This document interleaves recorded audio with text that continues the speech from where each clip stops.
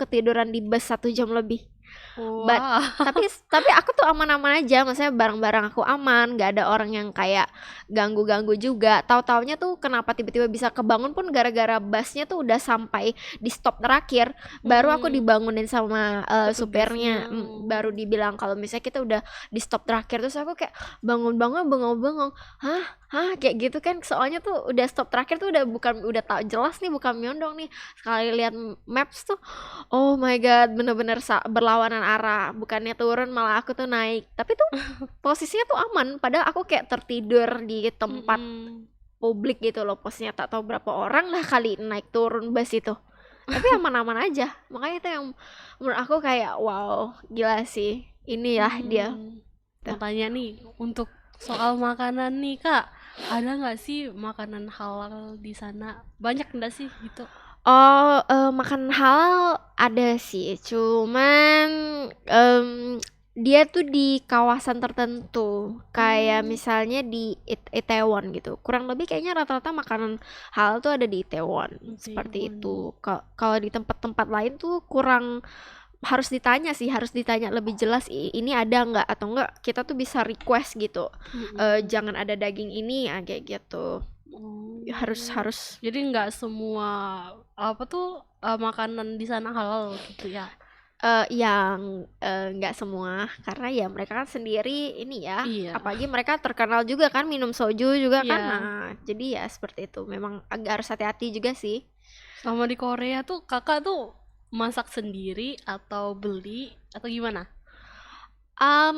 Kebetulan ya, karena kan kita kan mahasiswa yang dibiayain sama pemerintah, jadi kan Iya. kita harus hemat nih. Jadi ya kami biasa beli-beli bahan itu sih di supermarket, habis itu masak di asrama Ya. sama-sama. Ya biar lebih hemat kan. Waktu di sana nih makanan paling favorit menurut kakak apa? Oh ya, yang paling enak sih menurut aku omuk sih, bener. Omuk. Omuk. Jadi Omuk. dia itu kayak semacam apa ya, adonan ikan dicampur ke tepung terigu gitu deh. Habis itu nanti kayak dipotong-potong, dimasukin, dijadiin sup seperti itu. Itu Kayak odeng nggak sih kak? iya kayak odeng. Cuma kalau odeng kan yang kayak ditusuk dalam satu tusuk sate. Kalau dia tuh digunting kecil-kecil jadi di dalam sup gitu. Itu benar-benar enak banget. Tapi mungkin aku suka itu tuh karena rasanya tuh mirip dengan rasa makanan Indonesia kali ya. Jadi kayak micinnya terasa gitu. Jadi aku suka. Emang makanan di sana nggak ada rasa atau gimana sih kak? Lebih ke beda aja sih bumbunya. Beda. Kayak nggak tahu sih, kalau kita kan aku juga kurang bisa itu sih. Mungkin kayak mereka kurang micin kali ya. Kurang micin kali. Soalnya di sana tuh lebih banyak menurut aku tuh kayak bahan-bahan yang udah difermentasi. Jadi ujung-ujungnya yang kita makan tuh kayak agak-agak asem-asem gitu. Asam-asam.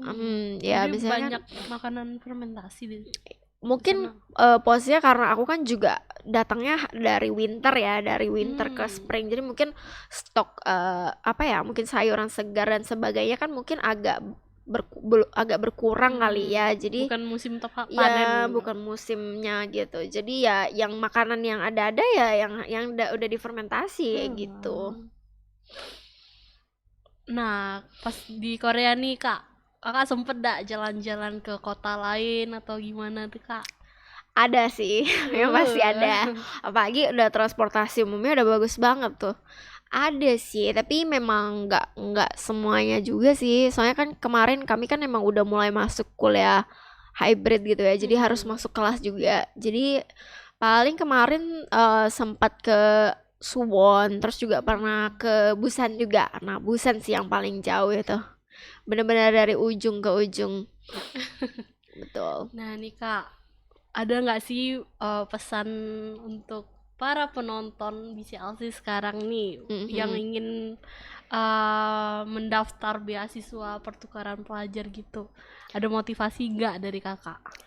Oke, motivasi aku sih, well, just go for it gitu. Even if like everybody tells you it's not possible. Karena kalau misalnya dari pengalaman aku ya, aku kan daftar program ini pas zaman-zaman COVID ya. Jadi kan orang-orang tuh pada pesimis gitu. Bisa nggak berangkat nih, bisa nggak gitu kan. Jadi lihat aja gitu buktinya kan, buktinya tuh bisa berangkat ya meskipun dengan tantangannya sendiri ya. Jadi untuk teman-teman gitu yang pengen melakukan persiapan beasiswa dan sebagainya gitu ya, persiapkan matang-matang gitu ya teman-teman. Baca lagi gitu persyaratannya, kalau misalnya teman-teman masih merasa kurang gitu dalam kemampuan bahasa Inggrisnya, dilatih lagi sampai bisa. Terus juga persyaratan-persyaratannya dicek supaya teman-teman tuh udah eligible gitu. Jadi nanti pas daftar ya teman-teman sudah siap gitu untuk mendaftar dan mengikuti program ini, seperti itu. Kalau proses pendaftaran Kakak tuh gimana sih jalannya gitu? Bisa Kakak ceritain dikit? Oke, jadi kebetulan karena aku batch 1 ya, jadi agak berbeda sedikit mungkin dibandingkan yang ISMA tahun ini ya. Jadi pas kami pertama itu masuk di website kampus mereka dulu, kita buat akunnya. Nah, tapi sekarang ISMA ini udah punya website dia sendiri di isma.id gitu. Jadi udah, kalau teman-teman yang tahun ini, tahun 2023 ingin mendaftar, teman-teman harus buat akun di situ. Tapi kalau dulu aku itu buatnya di website kampus Merdeka. Dan di situ habis itu mulai deh kita masukin gitu dokumen-dokumen persyaratannya. Nah, kalau misalnya yang tahun ini nih persyaratan ISMA itu kita itu perlu transkrip akademik karena untuk melihat gitu ya jejak akademik setelah kamu ini terakhir tuh udah semester berapa gitu, karena kan ada persyaratan semester juga untuk ISMA, itu semester 4 sama semester 6. Terus teman-teman juga perlu surat nominasi dari wakil rektor universitas kalian.